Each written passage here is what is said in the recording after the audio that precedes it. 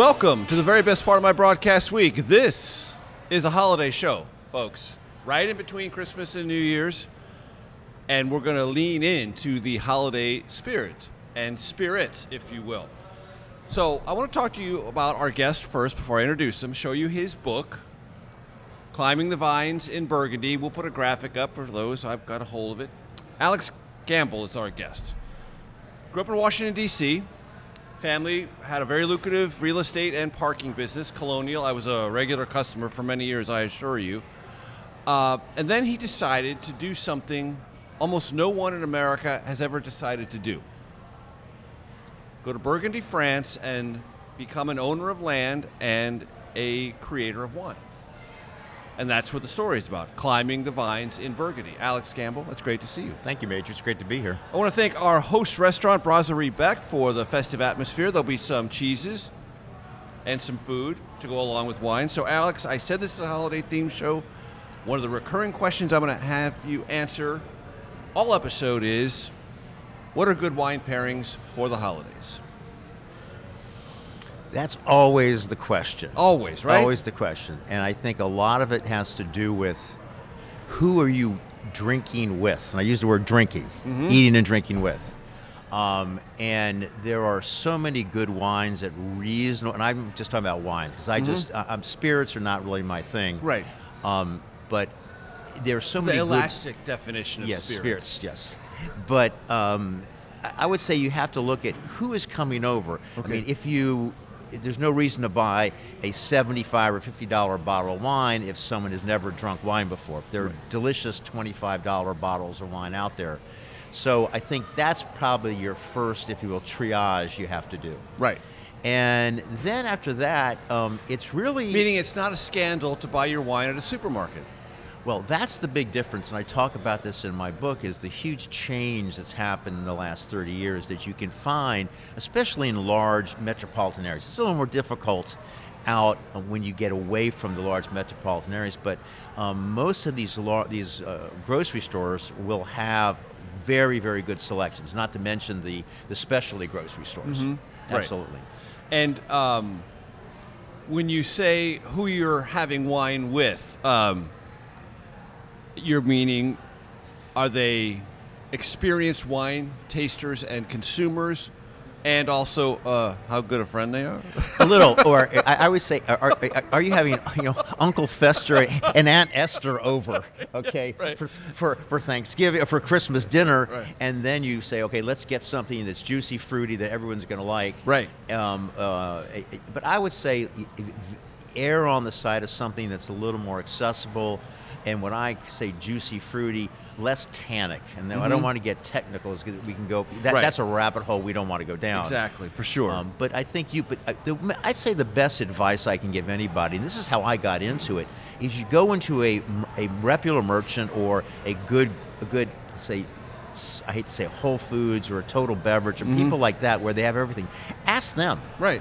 Because they're going to say, you say, okay, I want to spend $25. This is what I'm having. This is the type of people coming over. And they'll give you 5 or 6 choices. So, retail, and that's how I got into this. I used to hang out with a really great retailer, and it was that exploration. And, if they're a good retailer, they're not going to mess you up, basically. They want to make you happy. And let's use a phrase that my parents used to say. Let's say you're putting on the dog. You're really going to have a nice night, and right. You want to think about this structurally. Do you have something with your cheeses early that is different than the wine you serve with the main meal, and then something you might have for strictly desserts? Yes, and of course that's always the conundrum, because in France we always have the cheese last. So flip the script. Actually, it's the original script. We're the ones who flip it. Yes, but I would say a Sauvignon Blanc, or obviously white Burgundy, is spectacular with cheese, because what you want are wines with cheese that have more acidity. Because your cheese is pure fat. And, it's a question of how much butter fat, because it's all milk. Right. And so you have that acidity that blends with the cheese and the fat, and it makes the wine rounder and the cheese less heavy. So that's kind of, and people go, oh, I don't like Chardonnay, I don't like this, like that. Well, you'd be surprised if you try that.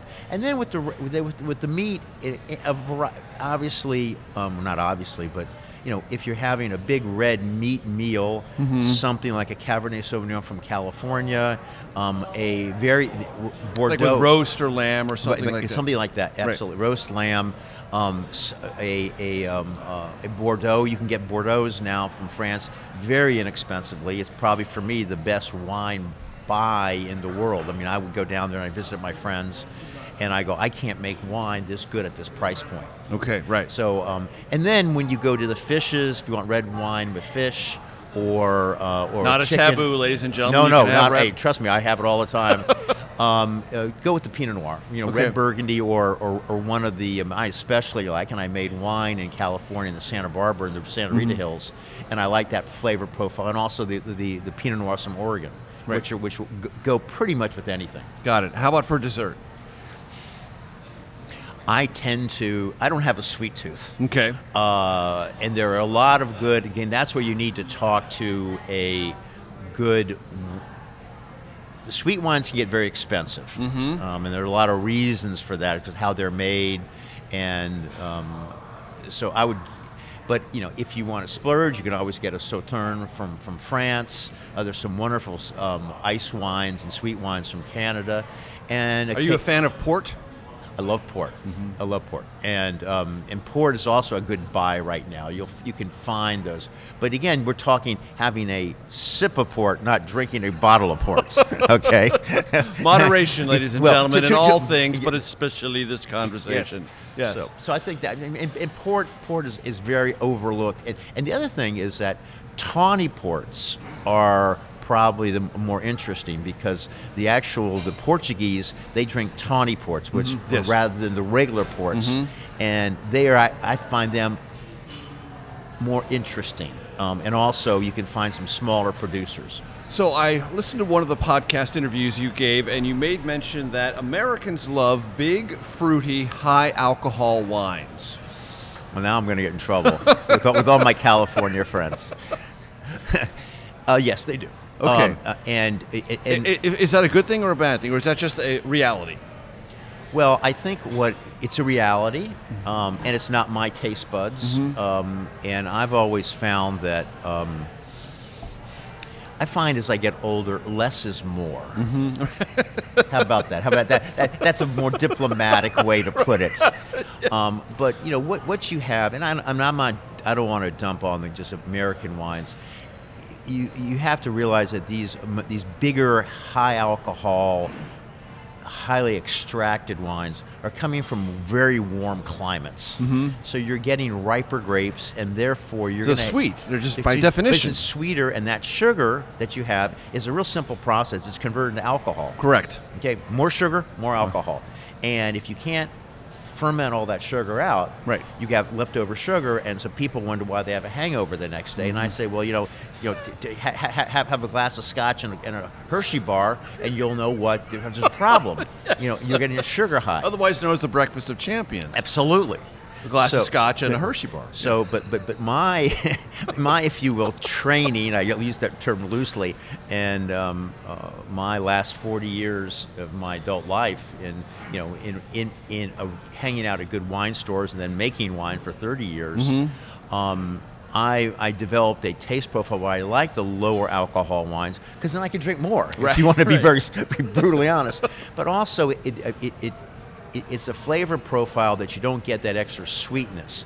I like more savory type foods. I mean, at the end of a meal, I'd rather have a piece of cheese or nothing, or just a glass of wine on its own rather than something sweet. But that's me. Right, understood. I don't have a sweet tooth. Yes. Your experiences and your taste buds, of course, my dear audience, vary. This is our holiday episode. Alex Gamble is our special guest. I want to thank our associate producer on this particular episode, Doug High. More from Doug High later. I'm Major Garrett, segment 2 of The Takeout, momentarily. In the morning, I lost 300 to 400,000 euros worth of grapes, $500,000 worth of grapes. In one morning? In one morning.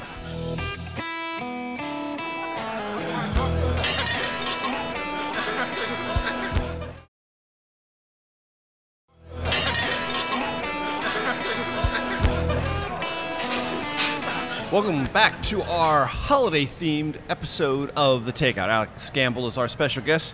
Brasserie Beck is our host restaurant, and as I promised, Lots of wonderful food here to go along with the wine. Alex, for the holidays, sparkling wines, what should people know about that? Because oftentimes sparkling wines find their way through and around the holidays. Yeah. So I'm a big sparkling wine fan. I mean, when we were talking earlier, I love sparkling wine, champagne particularly, whether it's, what was the old saying? I'll have it in the morning, at lunch, dinner, and at night. It always seems to go well.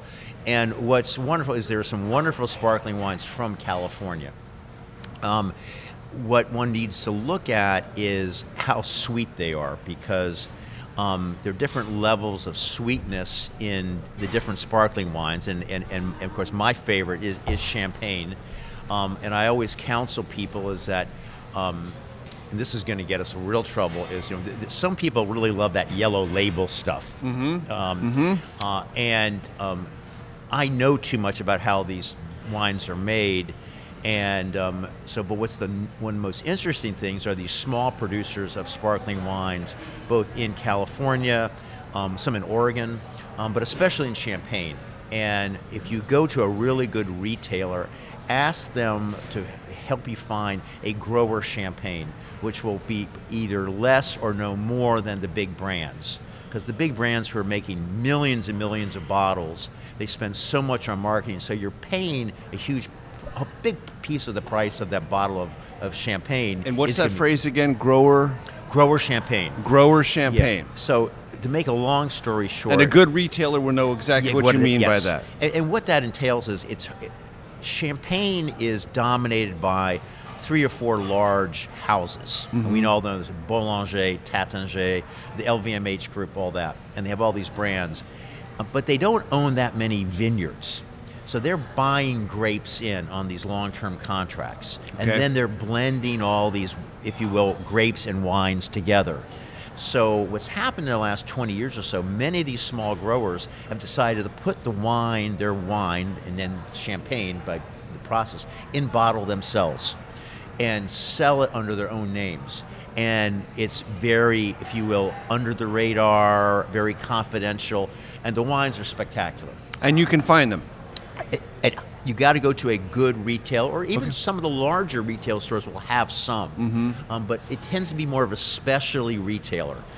And is that something, Alex, and I honestly don't know the answer to this, if you were to put grower champagne on the web, would there come a list of things you could find and you could buy directly there from? Yes, you could find who the retailer is to buy them from. Okay, so that's another way to search. That would probably be the best way if you really want to work at it. And you'll find these are wonderful, wonderful wines, and no more expensive than again the big brands. You were talking about some of the dynamics of winemaking, which is part and parcel of the core of the book, Climbing the Vines in Burgundy. Briefly for my audience, what are some of the essentials that a generalist who's curious about wine ought to know about how it actually is made, and what are some of the fundamentals of the business side and the agricultural side?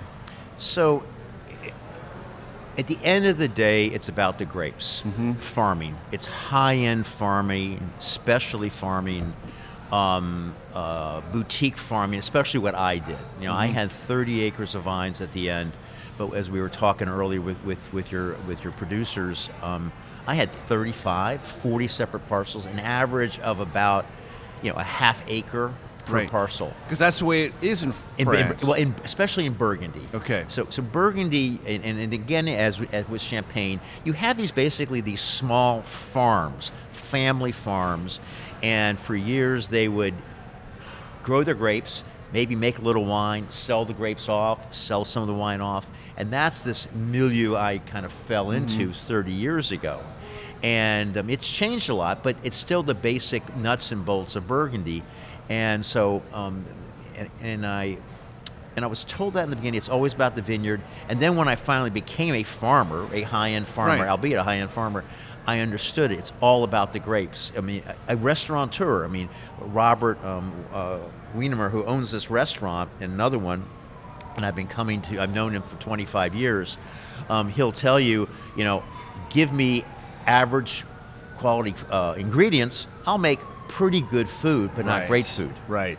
So it comes down to having the great ingredients and then not messing it up, and the follow through. because it's farming, how important is the underlying soil? And that's the key.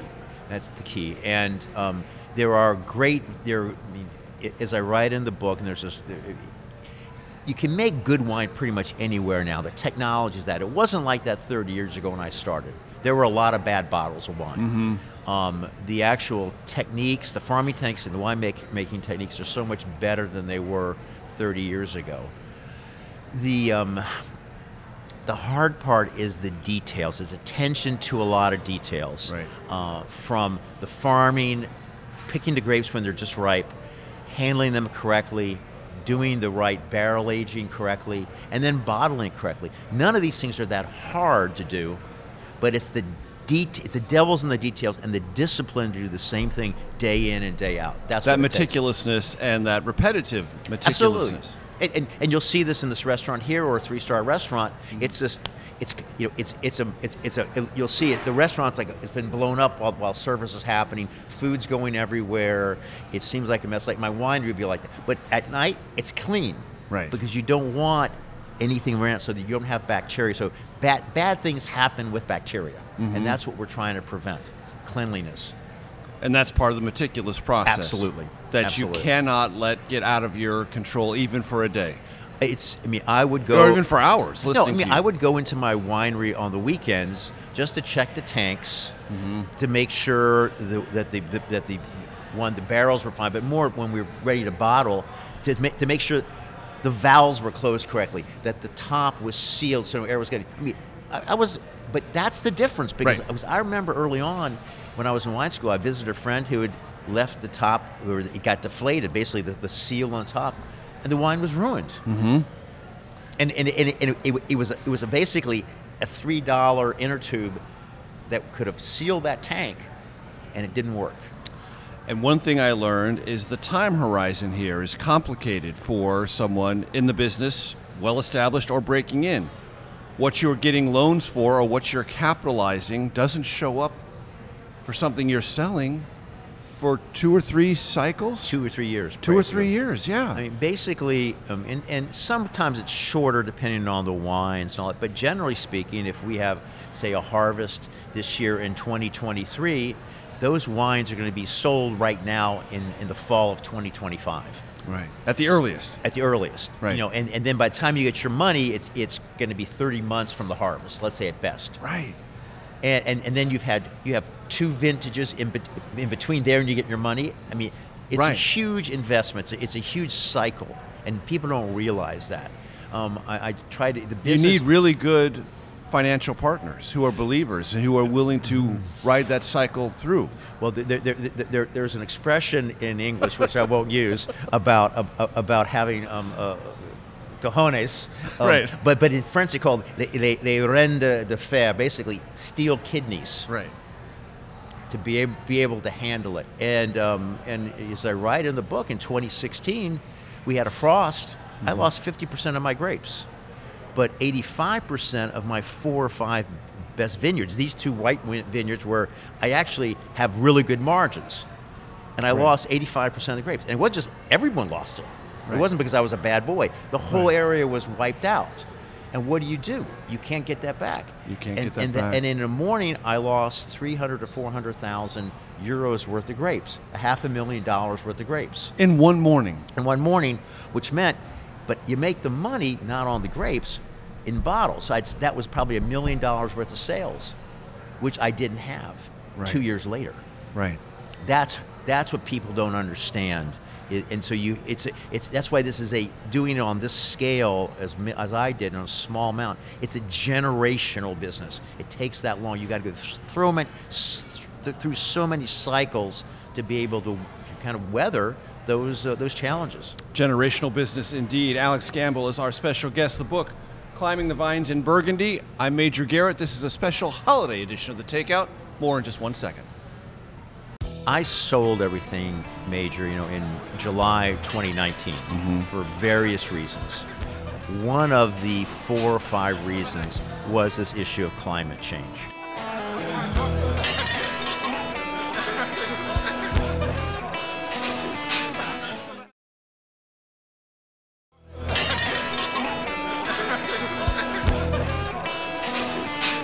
Welcome back to The Takeout, a special holiday-themed edition. Alex Gamble's our special guest. Tell me, because I think your eyes are going to light up when I ask this question, who's Becky Wasserman? Becky Wasserman is a legend. And vital to your life and success. Absolutely. So she's the late Becky Wasserman. She passed away about a year or so ago. And when I went to France, the first visit was in March '92. My wife and I went to France on a vacation. And through a local wine store here in Washington, we met Becky, who was really a pioneer in Burgundy, in the wine business. And she had moved to France in 1968 with her husband, Bart, who was an artist, and their 2 young kids right in the middle of the May Day strikes and everything else. They literally had to come through Switzerland because there's no gas. Right. And kind of a hectic time. A little, as they say, the French say, a bordel. It was a mess. And in the mid-'70s, she got bored and started going to the United States selling French oak barrels. So she exported the first French oak barrels, and they were made at Francois Frère, this barrel maker, small family operation in Saint-Romain. And I actually now my home is right next to Saint-Romain. And she would go around, and André Tchelistcheff, the legendary winemaker at BV Vineyards, bought the first French oak barrels from her. Wow. And just think with us for a second, ladies and gentlemen. She's a woman in America in the early 70s? Mid-70s. 75, trucking 76. around, essentially, the countries. Yeah, and she selling wine barrels. And she told me the story. She literally had a little mini barrel she carried around. And door-to-door barrel sales. I mean, that's what it was. And God love her for doing it. And then she knew so many winemakers who she thought the wines were good. She then started taking samples. Mm-hmm. And it was primarily I think San Francisco was the first big market because she was out there selling the barrels. Right. And she started selling these small, again, these artisanal small producers. People like Pierre Moret and the Lafarges, who are dear friends of mine, and the Pavalos from Savigny-le-Bon. And all of a sudden, she just became a real. And then she She basically worked with Kermit Lynch, who is a big, well-known importer out there, and help him find wines, and with other people. So it became a. She was the go-to person for Burgundies for a long, long time. And how does that intersect with you? So I met her through this retailer, the Mayflower Wines and Spirits here in D.C., and Becky is a wonderful, wonderful promoter, but unfortunately people took advantage of her financially. So I met her in '92, and and this was also in the middle of the savings and loan crisis, and basically some of her importers stiffed her big time. So I came in to help recapitalize and help with the financing of the business and help manage it. And basically she explained how she always had young stagiaires or apprentices, and I was 35, my wife and I were 35, and we had a 4-year, let's see, they were 6 and 7 at that, 5 and 7 at that point, my kids. And we said, we'd love to come over and help and work for you. And if you don't mind us coming in a year with our 2 little kids. And that's what we did. We arrived in May '93 in Burgundy. We were the only Americans in the area. The kids went to the French schools. They were bilingual in about 5 or 6 months. And I was working with Becky, and my wife was a graphic designer, so we were doing work with her. And she provided Becky entree to this world. Absolutely. If it wasn't for Becky, it wouldn't have happened. Absolutely. But then I always say that our secret weapon were the kids, because going to local schools, many of their friends' parents are winemakers. Okay. Because I was 36 when I got there, and we were all this baby boom generation taking over from their parents. And so you kind of slid into that generational thing, even though you weren't part of the generational cycle. But it was just the kids. I mean, no matter where you live, who are your friends? They're your friends, your children's friends, right. Your children's friends' parents, right. Who you hang out with. And that's how it all came about. And through those relationships, whether it was birthday parties, Christmas, Easter, marriages, funerals, end-of-the-year school barbecues, we met all these wonderful people who became our dear friends, who were also great winemakers. And that was my, if you will, school. And they became kind of a impromptu set of advisors and Absolutely. counselors as you made this leap into this world. Absolutely. I mean, and none of them ever refused to help. I mean, so many of them said, oh, I said, do you know someone who has some grapes to sell? They said, oh, well, go call so-and-so and tell them I told you. Okay. And it was that entree that allowed me to really get the business going. So you have Becky, you have this community, but you're a high-end farmer, which means you have to live with the climate. Yes. And how did climate change influence and affect your ability to do your work, and what are your thoughts about farming and climate change now? Well, this is one of the main, so I sold everything major, in July 2019 for various reasons. One of the 4 or 5 reasons was this issue of climate change. Gotcha. And there are multiple levels to it. But primarily I was turning 60, 61, and I go, I'm going to need 20 years to figure this out. It's now time for new generation to look at it, and it's going to require new plants, basically doing research and finding better plant materials that can resist these diseases that we're having more of because of climate change, crazy weather patterns. And the biggest weather pattern problem is that we don't have the cold winters like we used to. And not to get into the horticulture part of it, but basically we don't have these cold winters, so bud break, the vines start coming out of their dormancy much, much sooner now. Instead of end of March, early April, it's now oftentimes end of February, 1st of March. So it's a 4 to 6 week swing. And what happens is Burgundy tends to get these cold spells in April and May. There's this term called the Saint glace, the Saint ice. And we'd always say if we get back past the 11th of May, we're not going to have a frost. Well, in 2016, we had a frost the end of April. It was basically 27, 28 degrees, and that's when I lost all that frost. In 2017, we nearly had the same problem, but we burned hay bales and created a smoke cloud. So that way when the sun came up, it didn't, basically what you get is, it's not the cold it gets, it's just a bit of small frozen ice. Yes. It's called black ice. They basically, verglace, glacé noir. And what happens is that there's this little coating of ice on the vines, on the embryonic buds, and as the sun comes up, it acts as a magnifying glass or a prism going through it, and it burns the vines and the leaves. Wow. It's not the cold. It's that burning. It's burning, because think about Florida. What do? And when it gets cold, they have the sprinklers. Right. And you make an igloo over it, because with an igloo, you can't get colder than 32 degrees. Right. Water freezes at 30, it doesn't get colder than 32. Right. It actually has an insulation device. But without that, and the sun comes up, basically it ends up being like your lettuce you've left in the back of the refrigerator gets wilts. Right. And that's what happens. Right. So by creating this cloud, as we did in 2017, we were basically 27, 28 degrees, and then the sun comes up, and the temperature's gone to 3 or 4 degrees without the sun coming through, and the ice is melted. Fair to say, Alex, that every farmer you interacted with doesn't debate whether climate change is real, just how to adapt to it? It's an adaptation, absolutely. Absolutely. And they're not worried about the academic, is it real, not real. They know it's real, and they're adapting. Yes, we don't have a choice. I mean, it's not a political decision. It's just like, what are we going to do? Because and so what's happened is when I got there 30 years ago, harvest was never before the third week in September. Usually end of September, maybe even a little in October. Now, I mean, and the first one we had was 2003, which was in August. Now many, many of them are in August. Really? Yes.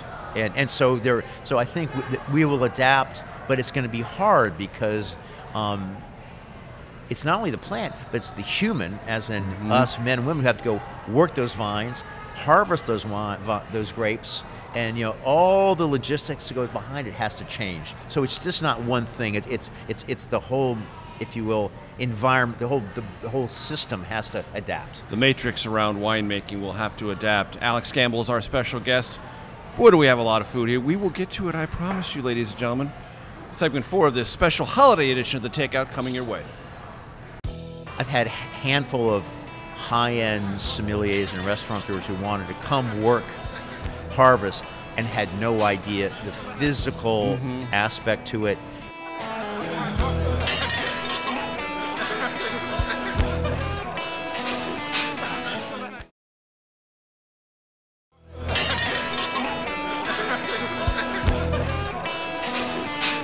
Happy holidays, everyone. Holiday-themed episode of The Takeout in between Christmas and New Year's, heading to New Year's for those who are seeing this on CBS streaming or Paramount Plus. We thank you. Alex Gamble's our special guest. The book, again, Climbing the Vines in Burgundy. So, Alex, let me just get slightly nerdy and econometric for a second.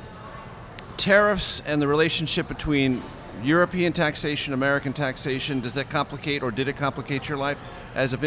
What's the proper term? Vintner or? Vintner, yeah. Vigneron, there we go. Vigneron.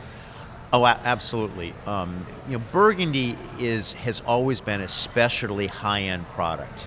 So it's usually a big part of its exports. So we have to be aware of all these different export markets. I mean, as I say, this is a small, hyper-complicated little business. And so in France, it's actually relatively straightforward. There's a 20% VAT tax on every bottle. Value-added tax. Yes, for those keeping track at home. Yes, and it's pure and simple consumer tax. Yes. I mean, let's not be any. It's a consumer tax, pure and simple.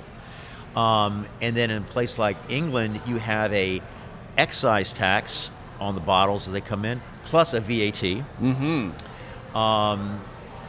Asian countries, it's a little simpler, but usually a straight excise tax as it comes in. And then there's the United States, our beautiful country that has created the most dysfunctional distribution system in the world. We basically have 51 separate countries. And to make a long story short, after Prohibition with the 22nd Amendment, basically the government left it up to the states. Regulation and taxes. Right, and it's one time actually the Commerce Clause really doesn't apply. I mean, there's a lot of ways to read it, but basically it allowed the local states to regulate booze. Right. And so you have to figure out how to negotiate that, and then you have to figure out distributors, importers. You can have a national importer, but there's no such thing as a national distributor. Each distributor is separately licensed in each state.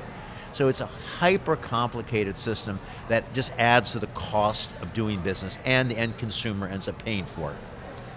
There's a phrase I want you to explain because I came across it, and it sounds interesting. What's mucking the stems? Oh, mucking the stems. Well, that's much more interesting and fun than taxation. That's like my transition there. We go from VAT to mucking the stems. Well, that was a big transition. I didn't expect that. I thought something much more finance-oriented. Mucking the stems is so. We in most cases, now I've lost it. In most cases, when we're making the wine, we destem the grapes. So we literally take the grapes off the stems. And so it goes through this machine and basically has this drum and these little fingers, and it kind of gently knocks the grapes off. The grapes fall down, go on a conveyor belt, then go into the tank, and then kicks the stems out. Okay. So you have a lot of basically, think about your Thompson Sealis grapes on your table. Right. That's a stem. Right. Okay? All this organic material. And it's a lot. And, and so literally, when I was working in one of those apprenticeship jobs, I was down in the hole, pushing in this wagon as the stems come down, evening it out, so it wasn't one big pile. I see. That's winemaking. Very glamorous. Very glamorous. And then, as you read, then I go and get to clean the floor, clean the hoses, and maybe do a pump over and wait for the next load of grapes. And I mean, that's winemaking. I mean, honestly, and I've had so many. I've had a handful of high-end sommeliers and restaurateurs who wanted to come work Harvest and had no idea the physical aspect to it and how very unglamorous it is. Got to be. It's farming. It's unglamorous. It's farming, and it's a process. I mean, people say, "Oh, it's laborious." I mean, it's people hard go, "Oh, I work. want to go work in a kitchen." No, you don't. You only think you do. You think you do. I mean, you got to be a glutton for punishment. Making wine is a glutton. I mean, but you either love it or you don't. Right. And I love the process. I mean, I loved making something. I think that's probably one of the reasons why we do it, whether you're a restaurateur or a manufacturer. I mean, you're growing these grapes and you're seeing, pardon the pun, this product come to fruition. Right. And that's what's wonderful. I mean, it gives you a great sense of accomplishment. I want to ask you about the farming aspect of it, because something is going on in America now that's somewhat new. I wonder if it was at all prevalent in France. Agricultural tourism. People coming to see farmers farm or being adjacent to it and sort of getting the semi-rural experience and feeling like they're part of it. And there are some parts of America right now where this is becoming kind of a source of revenue, right, but also a source of distraction and a kind of hassle.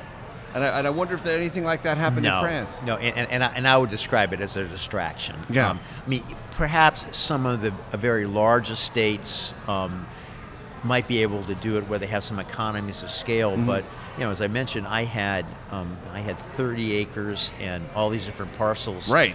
I mean, it was hard enough you have for to get me. in your car, keep going, Just trying to keep track of it, and I was lucky. I had a really good vineyard team, and God love them. And we farmed everything biodynamic, organic plus. But it was not. That's not in Burgundy. It's just too small because we're doing everything. Right, of course. No everything. time for that. No. So I'm a native Californian. It would be remiss of me not to say California is a really impressive place to make wine, is it not? Well, and I made wine there for 3 years in Santa Barbara. Yeah. And so I had a business partner in vines in France who we kind of got this idea, and we teamed up with Peter Work at Amplos Vineyard and another friend who was the actual guy who planted 3,000 or 4,000 acres out in the Santa Rita Hills. And we made some Pinot Noir and Chardonnay in 2016, 2017, and 2018. And the whole idea was, could we make something that was not California? And also the idea was, is there this concept of terroir, or the character of the vineyard? Terroir is a hard word for Americans to understand, but the idea is that certain vineyards have certain characters, and I wanted to prove, by taking grapes from two different vineyards, making them in exactly the same way, the same wood, same barrels, no different. Is there a difference? And I believe there is. And we made, 3 years, 3 very good Chardonnays and 2 fantastic Pinot Noirs in 2018. But it just became, frankly, too much work.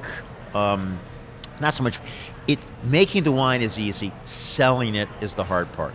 And none of us wanted at that point in our lives to create a new brand. So, but I think we proved our point. We got great reviews, and people said this is. It was interesting. A couple of my partners go, Alex, this is not Burgundy, but it's definitely Gambo wine. Right. Which I took as a real compliment. So stylistically, it was very similar. And I'm for me, the best Pinot Noir and Chardonnay in America come from the Santa Rita Hills in Santa Barbara. Yes or no question, because we have to wrap up on this segment. Is there a real rivalry between French and California winemakers? No. No. I mean, there's so much cross, again, bad word, fertilization. Right. We're all colleagues. We're all interested in what maybe 30 years ago, right, 40 years ago, but now with, more respectful, collaborative now. Yeah, it's we all want it. If the idea is that all boats rise with a rising tide. Right. That's Alex Gamble. Stay tuned for the Takeout Outtake Especial, but this has been, I hope you've enjoyed it, a holiday-themed takeout. Alex Gamble, thanks so much. Thanks so much, the book Major. again, Climbing the Vines in Burgundy. Stay tuned for your Takeout Outtake Especial. And you don't have to be a great expert taster. You don't have to spend a lot of money, but you have to be curious.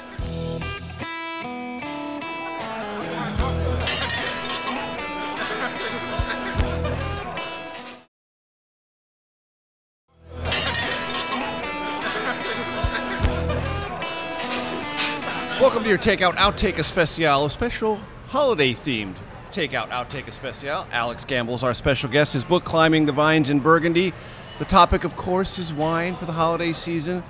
Alex, is there a barrier to entry for a certain level of sophistication you have to have or attain before you can thoroughly enjoy wine? No. No. No. No. No. And There is that kind of aura, though. It's sort of suggested, is it not? well, I spend a lot of time talking about that in the book. Yes. And I don't want to say bashing it, but Kind of There- deconstructing it a little bit. yeah, I want people to understand that, as in most things, humans want to have certitude. Yeah. And we look to experts to tell us what we should like and not like.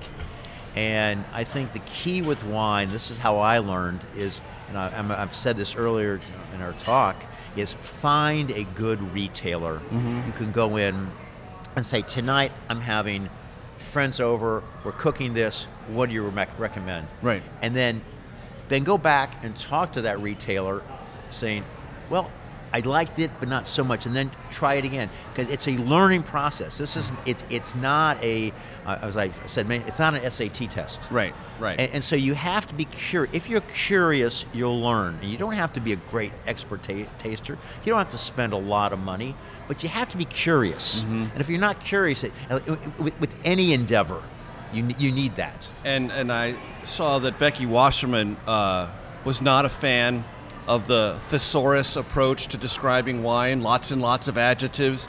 She just wanted a plain spoken, blunt language. Do you agree with that? Yeah. Absolutely. We We don't need to make references to saddle leather or. No, I can't. Well, the interesting, Major, is I've lost a big part of my smell. Okay. And it's not COVID. I'm not sure exactly why, but I can still taste. And for me, and this is what I want people to don't think you need all these adjectives.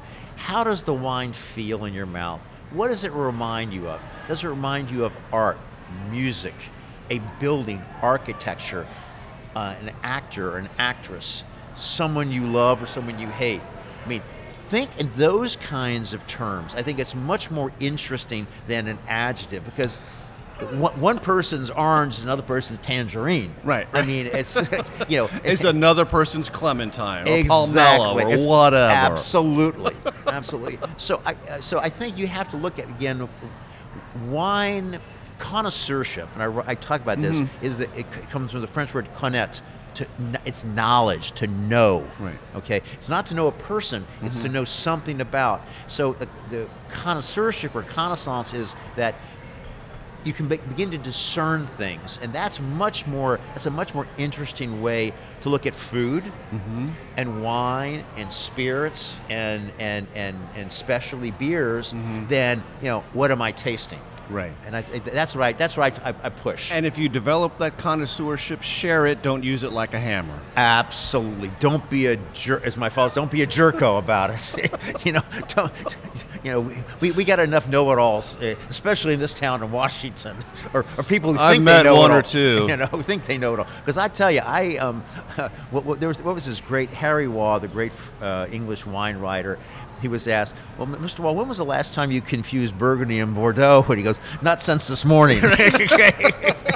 So I think that's one of the great lines of all time, And I'm going, okay, it keeps you, this business keeps one honest. And it's something you go your whole life learning. And you've got to be willing to learn.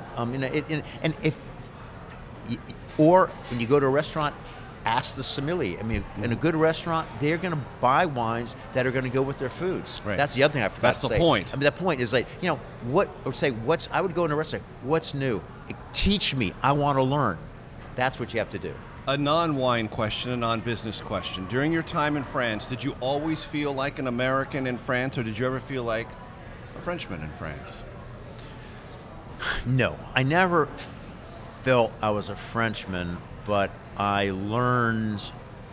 knew the culture in many ways maybe better than the French.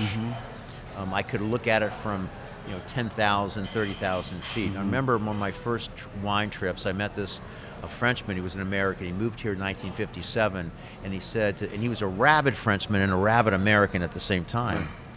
And we're on the plane, and he said to me, Alex, don't think you're going to be a Frenchman. Don't run around with a beret and your baguette on your arm and smoking giton. But he said, know the culture. Know them better than they know themselves, and then they will respect you. Right. And I took that to heart, and that allowed me to have that patience. And I would get sometimes go, what's going on? I mean, I'm still an American, but I love the French. I love the fact that I get the vibe, and when I land there, it takes me about an hour or two, and then I'm into it, and I just go, well, you flow with it. Right. You can't fight it. Right. It's perfect. You don't fight City Hall. No.